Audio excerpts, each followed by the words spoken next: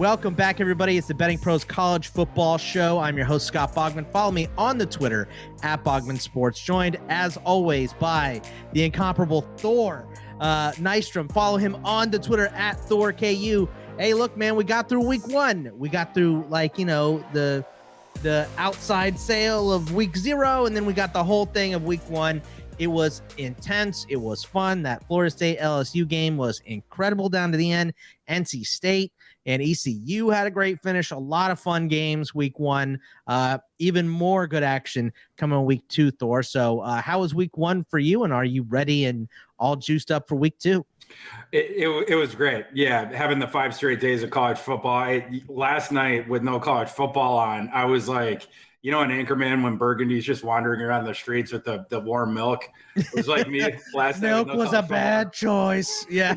No college football was a bad choice, but we got to get through a couple more days and then we'll get it back. But yeah, having the full card in week 1 was super fun. Yeah, and actually, how we usually are going to do these shows is we're going to kick off, start talking about the Thursday and Friday games. But the next 2 weeks, we got to find something extra because there's not a lot of action there's no action on either Thursday and only a couple games on Friday. This week, the Friday games are Louisville at UCF. UCF is a 6.5-point favorite, the over 61.5 there. I know you are a little on the Louisville side, but probably more of a stay away.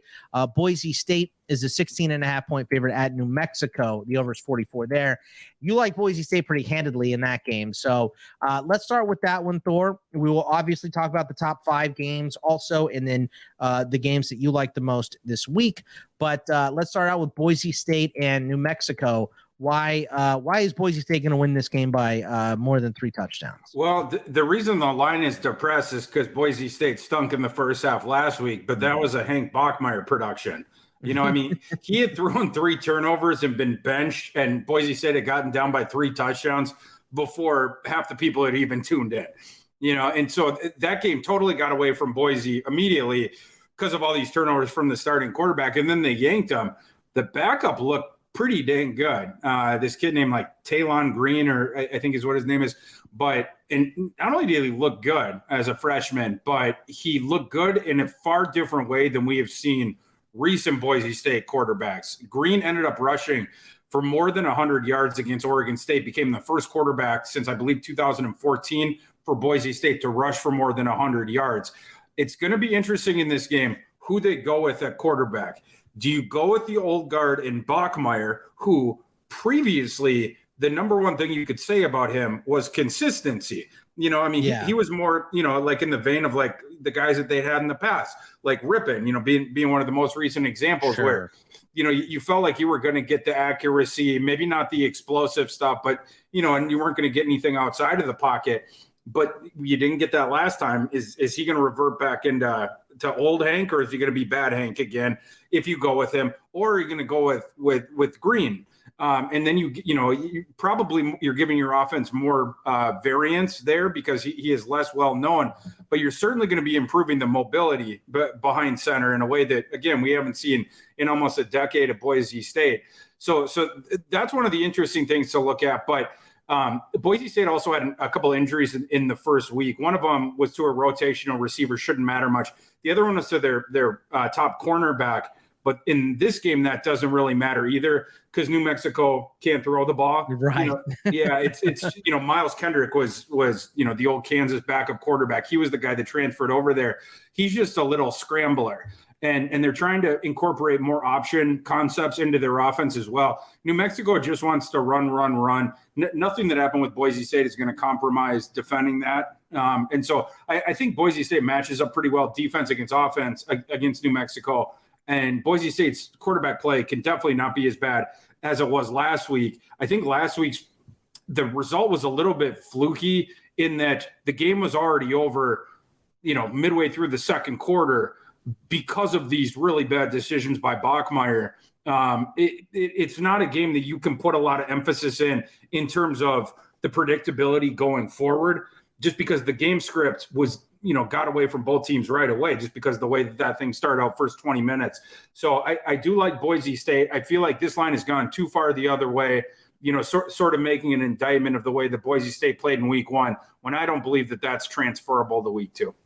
Yeah, I mean, I'm with you right there. This is, this might be an avoid because we don't know what's going on with the quarterback at Boise State. Like, I would understand that, but I don't think it really matters who starts at quarterback for Boise State in this one. I think they're going to smash New Mexico even in a road game. So it's a big line.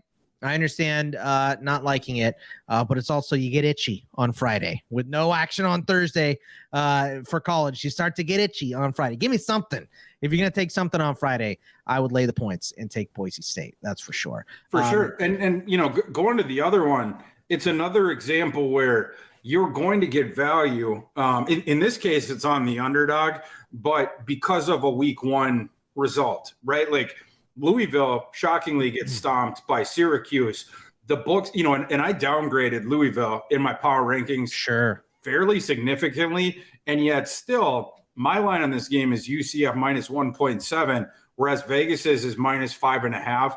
That line being where it is, that spread being where it is, it's more indicative of Vegas responding to the market, which does not want to bet on Louisville after what it saw in week one, as opposed to reality. You would expect at least somewhat of Louisville cannot play as bad as they did in week one. I just don't believe it. I don't believe that that's going to be the team that they are all season long. So I do think there's a little bit of value on Louisville. It's just you have to have some courage to bet them because of the way they looked in week one. Stones. You got to have the stones to bet on Louisville. You're absolutely right. I don't have it. After seeing that game, I just don't want to mess with Louisville at all whatsoever. I think if I've taken something in that game, it's probably the under 61.5 because Louisville's offense looks so pathetic, but I'm probably just going to not touch it. Now, here's some games, and obviously these numbers change. I mean, any of you that have a subscription to some of these places, you can see where the money is getting laid. So you can see where the cash is going, where the tickets are going, and that kind of stuff. I just wanted to go over some cash games that are getting overwhelming majority right now. Now, look, the majority of the bets come in Friday and Saturday. So this is just for the early bettors, but usually the early bettors are the sharps, the smart people that work within the industry and things like that. So I just wanted to go over a couple of these games here. I'm going to run down them real quick, Thor, and you talk about any of them that intrigue you. We got, a majority of the cash. I don't want to give out numbers because those are usually behind paywalls and stuff like that. But Ohio State laying the 44.5, enormous number against Arkansas State has a lot. Wake Forest minus 13.5 at Vandy is getting a lot of love. UTSA minus 2.5 against Army. South Carolina at Arkansas over 53 is getting some love, surprisingly to me. Maryland at Charlotte under 65.5 is getting a lot of love. ECU minus 12.5 versus ODU. UAB laying 9.5 at Liberty. Liberty's down a quarterback. Most likely Syracuse at UConn under 49 is getting bet on. EMU plus 11.5 at Louisiana. Arizona State at Oklahoma State over 57.5, and BC plus 2.5 versus Virginia Tech, which both those teams look pathetic last week. But mainly we're laying points here, a couple over-unders there. I think that was 4 over-unders. And what would that be? Let's see, 1, 2, 3, 4, 5 over-unders, and then the rest against the spread. Not many where we're taking points outside of EMU plus 11.5. Any of these that you like, Thor, and you're kind of with the public on? We might have to go over them one more time. My snap memory is pretty good, but not that good. I thought you were on the sheet. That's my bad. I will send it to you again. Ohio State, that line is objectively fair. That's right where my number is on it. The Army one was interesting because that is one of the examples this week where the market favorite is different than mine, where I think the wrong team is favored. My line on that game is Army minus 1.1. UTSA is minus 2.5 live. UTSA, a lot of people were watching when they kept that game really close against Houston. They easily could have won that game. I think that they're getting a little bit of credit for that, which might explain why there's that 3.6 point discrepancy. One of the ones that I liked really early in one of my early week bets was on Syracuse. That was a line that opened at minus 20.5.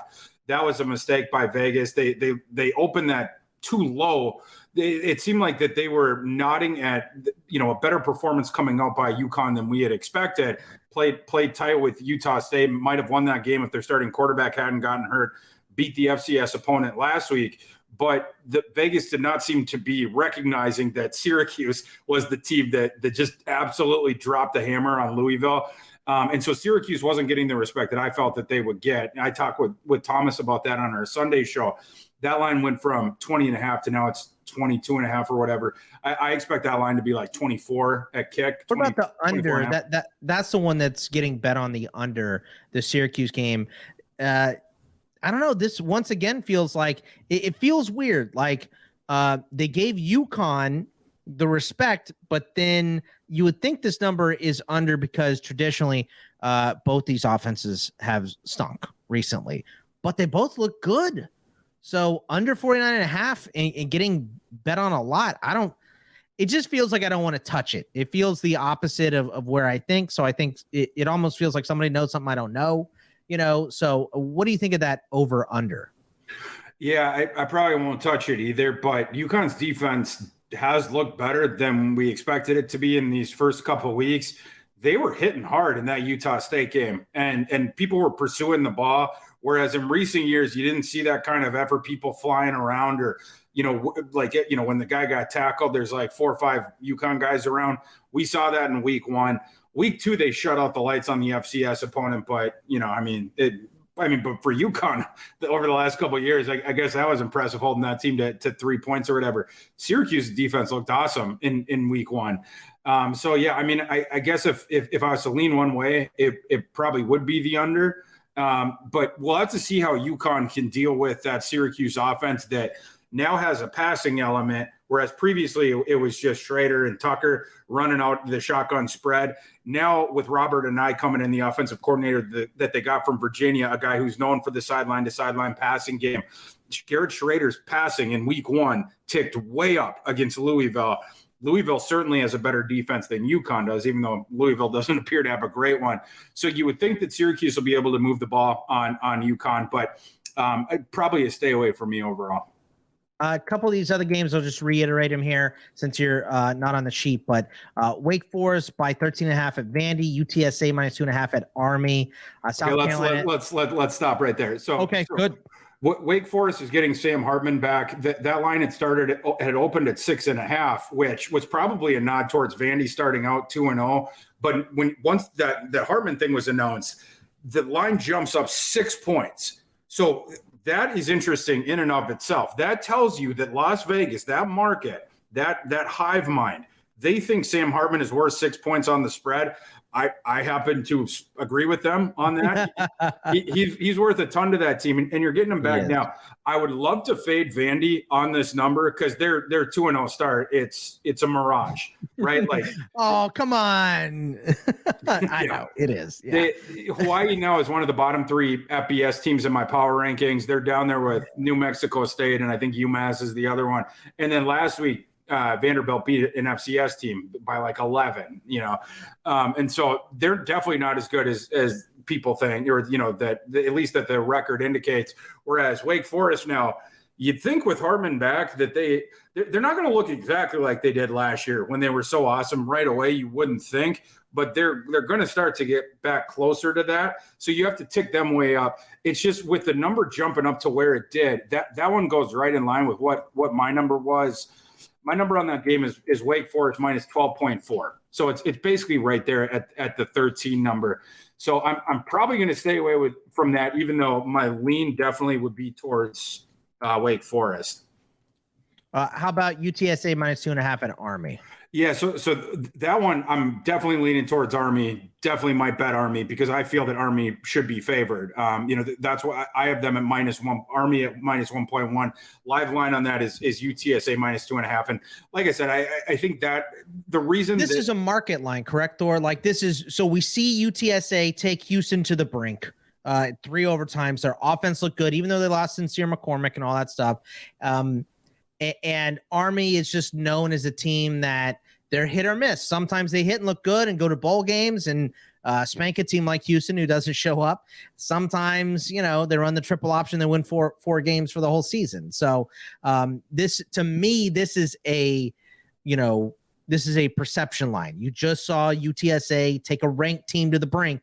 They did drop it, but they're very good, and they're coming off, a very good season last year. Army can be hit or miss. So I think for me, this is kind of a stay away, but you like Army. Yeah, I do. Yeah, at least that's the way I lean right. I have not bet this game yet. I don't feel that I have to because it's not over one of the key numbers. For someone that's interested in Army, with UTSA being -2.5, you can wait to see if you can get 3 or 3.5, but you're not risking anything by waiting. I mean, that line could move 5 points the other way, and there's not going to be a tangible difference for Army bettors, at least. So that's going to be one where I'm waiting until game day. But last week, Army opened at Coastal Carolina. They lost by 10.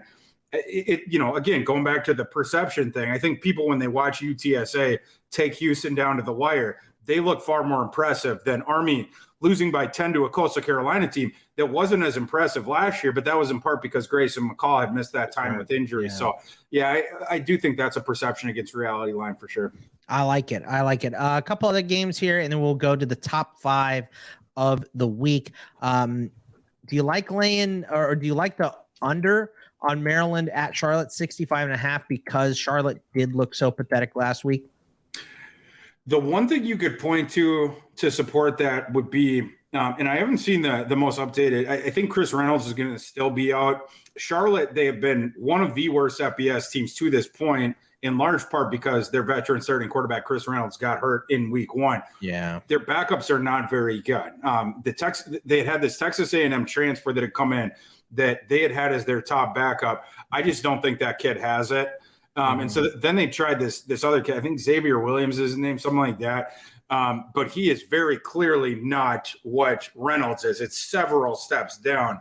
And so Charlotte's offense, which was constructed around this quick hitting passing game where you have three really good receivers. I mean, Charlotte has a really, really good receiving core and a deep one. But without Reynolds, that stuff doesn't work as well. And what they were not as good at, it was the running game. And so it's really hurt on both ends of it because now this Williams guy can't hit the receivers like Reynolds does. And then you have to try to run the ball a little bit more, both with quarterback scrambles and with the kids that you have back. And the defense is ready for it. So it has not gone well for Charlotte early on. Maryland's offense they have the awesome receiving core as well. It's a really hard one to gauge just because of the issues that Charlotte has had with their personnel on offense that came from the quarterback injury. Probably another one that I'm not going to bet, but it is interesting to think about. All right, let's go over to the top 5 games of the week. Last couple games are kind of hard to pick here, but the number one game I think on everyone's mind, and it definitely is for me, and it has been for a couple of years at this point, is number 1 Alabama on the road against my Texas Longhorns. This one opened up at -17. It has grown to -20 for Bama. It's also another one of the games I didn't mention it in the section before because I knew we were going to talk about it here. Overwhelming majority of the money is on Bama in this game. The over on this one is going to be 64.5. You see it a little closer, but I don't know. Are you actually putting money on my Longhorns here, Thor? What do you think?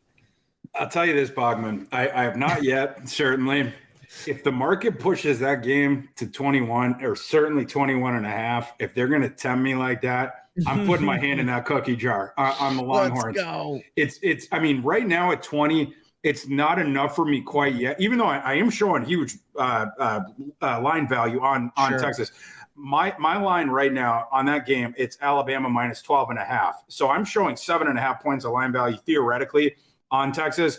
But I also, we talked about this. Like, I think this Alabama team could be one of the best teams of my lifetime. Right. And I've only seen this new look Texas team against UL Monroe last week where they were pulling the starters super duper early and they weren't funneling the touches to guys like Bijan specifically that we're going to see when they play a team like Alabama. So we don't completely know what to know from them yet. Or Quinn Ewers when he plays a good defense. We just don't know. So right now with where the spread is, certainly not laying those points with Alabama. I'm not going to be laying either way. I can't take the 20 with Texas yet, but again, If the market wants my bet on Texas, all you got to do is push that line to 21 or 21.5, certainly, and I'm going to bet on Texas. The second game that we have up here this week, number 9 Baylor at number 21 BYU. BYU is a 3.5-point home favorite. 53.5 is the line here. This looks more like a stay away, at least on the spread, right? I think so. It's one of those where my numbers lean one way and I personally lean a different way, which is usually when I end up like staying away, unless I'm super bullish on my opinion. But my number on that game is BYU -5 is what my system's number is. So it seemed to give 2 points of line value to BYU on the spread. But the team that I'm bullish on is Baylor. I'm super bullish on them. I was bullish on them over the summer, bet all their overs and stuff like that. I thought they had a criminally low win total that was put out, was at 7.5 or whatever. I think that this team is an absolutely legitimate Big 12 contender. And you know, this can be an interesting one. You have a revenge factor going for BYU, but on the other side of it, they have major issues at receiver right now. Gunnar Romney did not play in the first game. Did not hear a lot of information about that. It was just like one of those where, the time leading up to kickoff, you heard he wasn't going to be playing. So because of that, in part, they were given all this usage early on to Puka Nacua, right? And, throwing on the ball, but like also they were getting him involved with the jet sweep game and all this sort of stuff. His first 2 jet sweeps against USF in the first quarter, both went for touchdowns. The first one, he had this long touchdown run. Second one was like 7, 8, 9 yards, like something like that. They tried it a third time in the first quarter, and USF was ready for it that time. It was like that old George Bush quote where it's like, fool me once, can't get fooled again or whatever. Fool can't get fooled again. Exactly. and USF just swarms Nacua. Nacua gets injured. They bring him off. He's in the medical tent. He was done for the day. If Nacua can't play and Gunnar Romney can't play, and you're going up against this nasty Baylor defense. Dave Aranda always has nasty defenses. They did lose, Petrie and Terrell Bernard over the offseason. But like, for instance, you have a first-round guy playing nose guard, like an LSU transfer that had come over, who's just an absolute war daddy. They had, a bunch of guys back, beyond that, whatnot. But if you don't have the receiving play at BYU, it's all going to come down to Christopher Brooks, the running back, and then Jaron Hall just sort of scrambling around, unless they can find a receiver or whatever, or you're forcing targets at Isaac T. Rex. One way or the other. I do lean Baylor on this game, and I do think that you can toggle my number back a little bit if the BYU receivers do end up missing that game. I think you could sort of manually adjust this thing back to BYU -3. Might explain some of the discrepancy. I'm absolutely not betting on BYU because of how much I believe in Baylor. Yeah. I will think about betting Baylor. For this one, though, for me, it's probably would not be a spread bet. This is probably going to be something I wait until Saturday morning. And if I'm still feeling the conviction I do on Baylor, I'll just do the money line. I don't think the points are going to matter in this one. Why not take the plus 130 or plus 140 or whatever it is on Baylor at that point? Get a little more juice by taking that money line. If it's going to be close anyway, go ahead and take it. I'm absolutely with you on that play. Number 20 Kentucky on the road in the Swamp against now number 12 Florida. Florida is a 4.5-point favorite. 52.5 is the over on this game.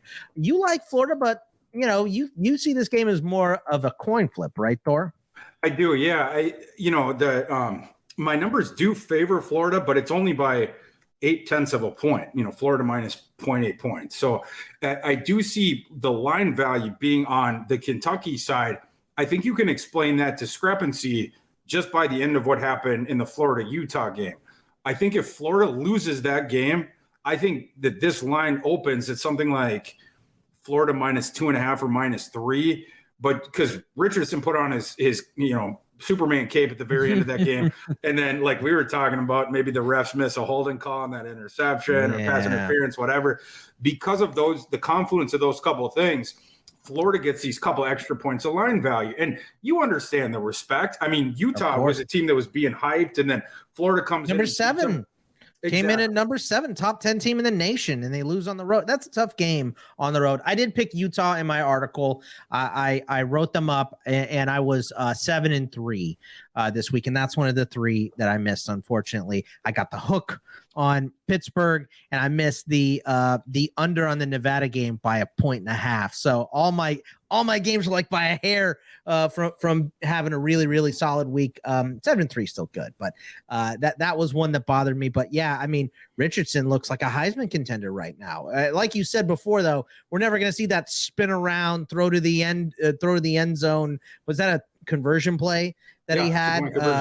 Yeah, but I mean, Kentucky's another strong team. I see this as much closer of a coin flip, like you do.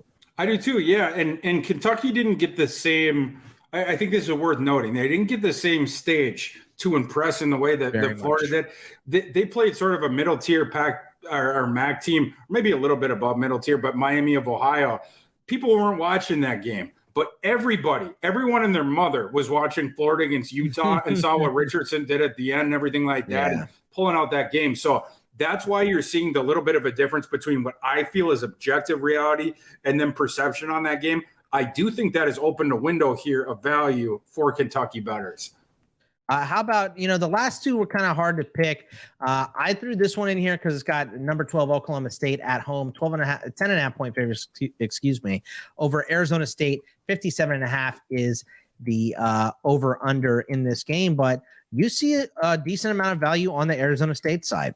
Yeah, I'm going to get to find out personally if well, let me put it this way. Over the summer, Arizona State was one of those teams that I was like bullish on against what their win total was. So I knew that I was significantly higher on Arizona State than the market was. Arizona State, of course, they had lost a whole bunch of guys in the transfer portal. And initially, just like everybody else, I just expected, whether Herm was going to get fired or Herm wouldn't be able to replace all the guys that were leaving, different stuff like that. But Herm ends up hanging on. And then he got guys that I felt like were pretty solid signings in the transfer portal. Like Emory Jones, that's a pretty solid one. Might be an upgrade over Jaden Daniels. Absolutely, to be honest, Jaden Daniels did not look good. He looked awful against Florida State.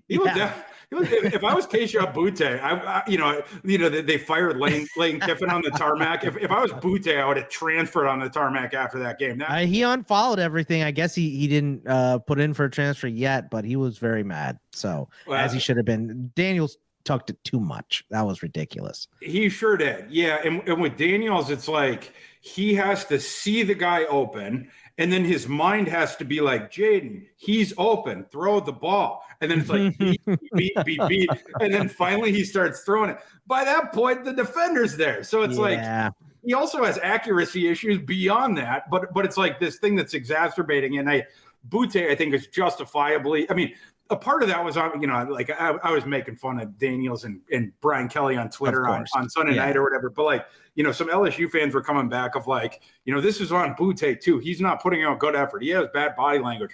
Well, they got to find a different way to get him the ball. Run some reverses, short routes, put him in the backfield, whatever. Just amen. Yeah. Just generate touches. It's not hard for your best player. They do it in the NFL. That's why Debo was running the ball. They Jimmy G is not a good quarterback, so they manufacture touches for the best players. It's what you have to do. So, the other thing is, it's like, guys, you really can't understand why Butte is frustrated. Really? He turned down millions and millions. He turned down generational wealth from the NFL. First off, right? Mm-hmm. Second off, Alabama was coming at him. When Alabama figured out that he wasn't going to the NFL, Alabama wanted him bad. And all the rumors were, and reports coming out was Butte was going to go to Alabama. All of a sudden, it just switched in one day. And it's like, no, now he's going back. And then you saw Alabama turn around. They're like, oh, we can't pluck the wide receiver one off LSU. Well, we'll just pluck the wide receiver one off of Georgia instead. And so they end up signing Burton. But like Butte, he must have been sold something in order to come back. If you're going to leave that on the table, you're going to leave $20 million, $25 million on the table, not go to the NFL, and you're going to leave being on one of what could be one of the best offenses we've seen. Well, after you watch how he coached, you got to know Brian Kelly's got a silver tongue. So Brian Kelly not a silver playbook, but a silver tongue. That's for sure. Yeah. Whatever the opposite of a silver tongue is, I think Brian Kelly has. I don't know how Brian Kelly convinced Butte to come there, but I wouldn't put it beyond Brian Kelly to be selling him things that were not true. And you could understand maybe why Butte would be a little bit frustrated in week one. Yeah, you can but let's get back because we completely got off the rails there. Arizona State at Oklahoma State. You see value on the ASU side. We've talked about Emory Jones. We got down this LSU rabbit hole. So why is it that you like ASU in this matchup? It's a road matchup. There's been a lot of turmoil around ASU. I think that's why a big part of public perception and why this number is so big. And you like ASU in this game. Before we move on, I do have to do my family. Okay, sorry. So for Arizona State, like I was saying, I'm higher on them than the market is, and I'm certainly lower on Oklahoma State than the market is. I don't think the market took quite enough into account that Oklahoma State last couple of years, but specifically last year, was a team that was led not by the foot of their offense, which is what you typically, going historically, you associate with Mike Gundy teams. Last year, it was the defense. The defense was friggin' awesome. You had Malcolm Rodriguez and all those different guys, and they finished as a top 10 defense. Jim Knowles, of course, the architect of that defense, he walked to Ohio State, and Oklahoma State lost something like 7 defenders off of that defense. So I knew that what their best thing was, it had been cratered out this offseason. What they returned, it was the offensive guys, but I've never been a Spencer Sanders guy. He looked great last week. Well, he was playing Central Michigan too. I mean, chips up, definitely chips up, but we're going to have to see it against a legitimate defense. So, I mean, you have that going on that side where, I do not think that Oklahoma State is going to be better than they were last year. I think objectively they have taken a step back. Sure. Whereas I think the market expected, or what they think is that Arizona State drop several notches, whereas I only think they dropped maybe like 1 notch or 1.5 notches, like something like that. You know what I mean? It's very understandable. Yeah. Let me ask you this: Spencer Sanders or Spencer Rattler? Which Spencer is the better Spencer? Oh, Spencer Rattler for sure. Really? 1,000%. I mean, I'm a Texas fan, so I can't like Spencer Rattler, but anyway, the last of the top 5 games here. Number 4, Tennessee, a 6.5-point road favorite against number 17, Pitt. The over is 66. A lot of scoring here.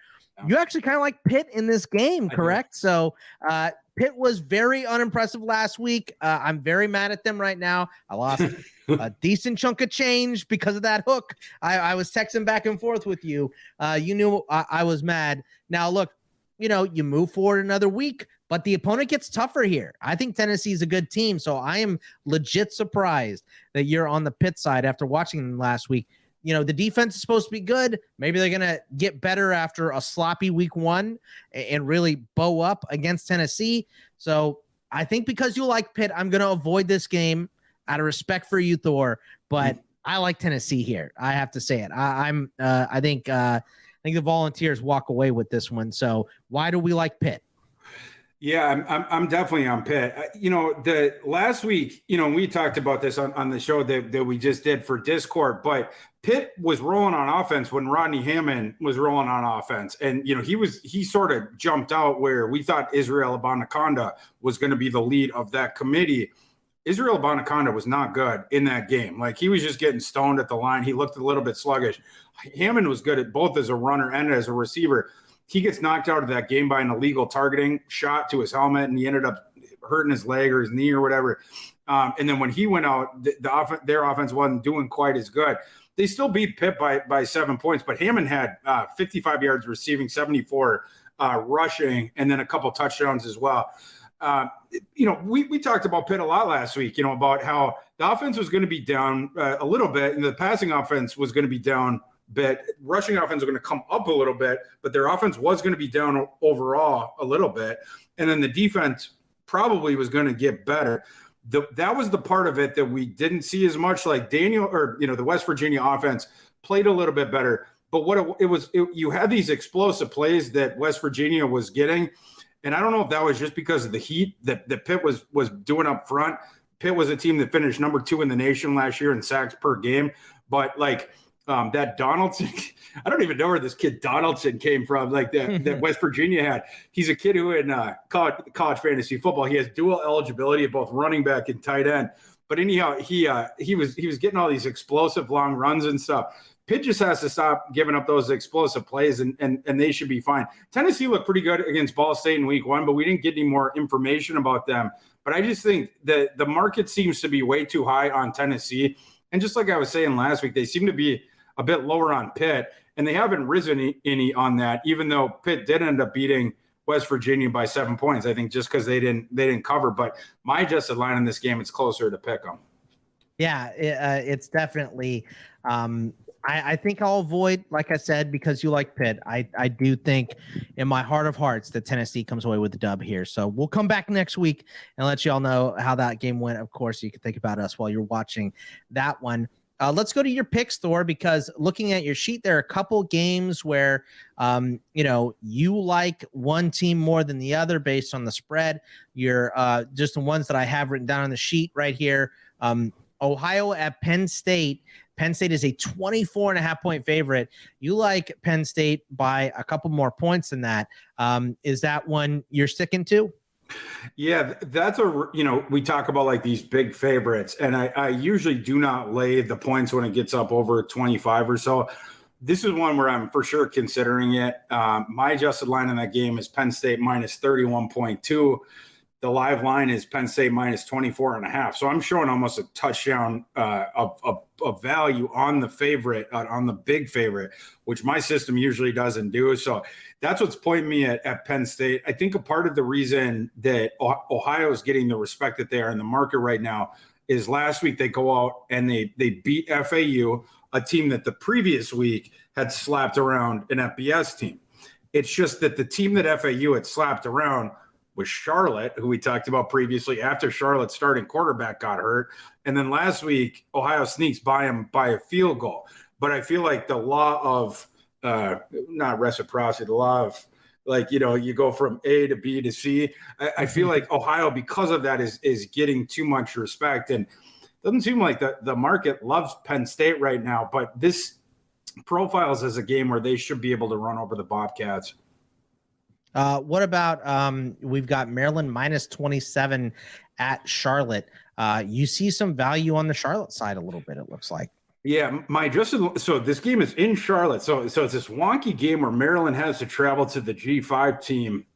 Like you mentioned, 27 points. My line in this game is Maryland minus 22.2. But I will say, going back to that Chris Reynolds injury that I just alluded to, Chris Reynolds gets hurt early on in that game against FAU in week 0. The offense stunk after he went out. That's part of the reason why FAU boat raced him.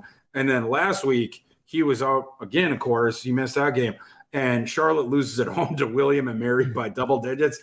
Not a good luck losing at home to William and Mary by double digits. If Reynolds misses this game as well, I think that might wipe out some of that value that I'm showing on this line. But if they got good information about him, if he happened to be active, that would change it. So I probably won't bet on Charlotte unless I hear something good about Reynolds. Otherwise, I'm probably going to stay away. UVA on the road at Illinois. Illinois is a 4-point favorite, but Thor, you like the Cavaliers in this game a little bit. Now, look, I love, rooting for our Kirkland, Wisconsin in Illinois here. I still love that line. It's such a good line. They beat the spread and hit the under. I had both those in my article last week, so I was very happy with them. But, I'm probably a stay away in this game because I do think this is way more evenly matched. I like Brendan Armstrong for UVA. How do you see this one playing out? Is this a UVA dub here? Yeah, I think so. Yeah. The books have been putting out a lot of weird lines on Illinois. It seems like they vacillate back and forth, whatever. And because their lines have this is the third straight week where their line has been like the game that they're involved with have been significantly off from mine. Last week it was, we liked them against Indiana because the books had opened it up at like Indiana -4. And by kickoff it had come down to 3. But like, I didn't really understand why, you were favoring Indiana by that much based on what you'd see. Now, Indiana ended up pulling that out at the very end. They shouldn't have, though. Illinois outplayed them up until that point, and then Illinois just got Bielema or whatever. But but then it's weird because you come off of that game. Going back the previous week, you blow out Wyoming in week 0. You looked really good, but then the books seem not to be respecting you like they should when you're going up against Indiana. But then, now you come back off that where you lose to Indiana. Maybe you should have won, but you lost. And the next week, the books are now all of a sudden giving you respect that I don't think is warranted against Virginia. So I don't know what the books in the market are doing with Illinois. It's sort of discombobulating me. I'm getting dizzy trying to figure out what they're both doing. But what grounds me back to earth is my line. My line in this game is moved to Virginia minus 3.1. So when you're looking at the books have it at Illinois minus 4.5. I have the other team favored by a field goal or so. I'm showing 7.6 points of line value on Virginia. Virginia's going to have a difficult time dealing with the downhill running that Illinois does. Talked about how big their offensive line is. They should be able to run. However, Illinois is going to have just as much problems and probably more defending Virginia's passing attack. Virginia has 4 different receivers that I believe will play in the NFL. Brennan Armstrong also is probably going to play in the NFL. If he doesn't, he's going to be a USFL all-star is kind of what his game is. He's like this dual threat lefty that can throw a little bit, but certainly accuracy, at least out to the intermediate sector. He can push it downfield too. But with all those bodies across the field, I think that's going to be a real issue for Illinois' secondary, specifically in terms of defending it. I like Virginia to win this game. And just so everybody knows, that money line would be plus 165 on UVA. So I'll take nice juice there. I'm gonna parlay that with the Pittsburgh one. I think that's like plus 700, something like that. These last 3 are ugly games, Thor. So I'll just group them all together. Love ugly games. Michigan minus 51. You see a little value on the Hawaii side because 51 is absurd. Iowa somehow is a 3.5 point favorite at home. But you like them even more than that, even though they had a pathetic showing last week. And Colorado State is a road that they're minus 7.5 against Middle Tennessee. You like Middle Tennessee in that game. So any of those 3 games stick out to you? Those ugly, nasty games there that no one wants to watch? Yeah, the market may end up putting a gun to my head to bet on Hawaii again. I don't know that I've seen a line. I know that there's been a line this big, Alabama versus somebody, but I don't remember the last time we had. You don't see lines this big very often. And Michigan, they don't have like the spread it out, chuck it downfield, aggressive type offense, but Hawaii is so friggin' bad. I think I mentioned before, but they're bottom 3 in the FBS in my power rankings right now. So it'll be hard for me to get there. But if the market keeps pushing that lineup, it's a whatever it was, 52 right now, whatever it is. If that thing ends up getting into the mid 50s, the market, they're going to force my hand. I'm going to have to. I'm certainly not going to lay that amount of points with Michigan, but I know how bad Hawaii is, so it's going to be tough. But again, with that big of a head start, I might just have to do it and play like the tortoise and the hare kind of a thing. Iowa, of the 3 games that you tossed out, the Iowa one is the one that I like. I think that line is too low, and I understand why people don't want to bet on the Hawkeyes because their offense looked safety field goal. Yeah. Objectively awful. They became the first team since before 2000. I still have not seen someone dig up the last time that this occurred in college football, but a couple different people looked at least through the year 2000. And since then, there had not been another team that had scored exactly 7 points in the FBS without an offensive touchdown. No highlights. You know why, Thor? No camera phones back then. So no highlights of those games. Could have been. If nobody was, there's no Big Ten network. If nobody was recording them, we may not have an archive. I'm sure someone was recording it, but probably fairly grainy film there. So we'll see. Yeah. I think what's lost a little bit is so this could be the worst offense of the Ferentz era. I'm not going to argue with that, but this might be the best combination of defense and special teams of the Ferentz era as well. Their defense might be top 3 in the nation, just absolutely nasty. And their special teams is awesome too. Specifically the punter, who is an absolute beast. This kid named Torrey Taylor from Australia. He will be punting in the NFL. He's got a monster leg and he is really good at the coffin corner stuff. So yes, Iowa's offense is bad, but they play even more conservative because of how much they trust the defense and the special teams. And you say, well, Thor, you have a team that can't play any offense. Sure, their defense is good, but how could you lay 3.5 points against Iowa State? In this rivalry game and a Big 12 opponent, whatever. Iowa without an offense, like how could they cover that? Just look at last year. Last year, Iowa blew out Iowa State with like 150 yards of total offense. They turned over Brock Purdy, I think 3 or 4 times. He's in the NFL now. He's in the NFL. And so is Breece Hall. So is Charlie Kolar. So is some of their offensive pieces. Yeah. This is the other point of it. Iowa lost everybody.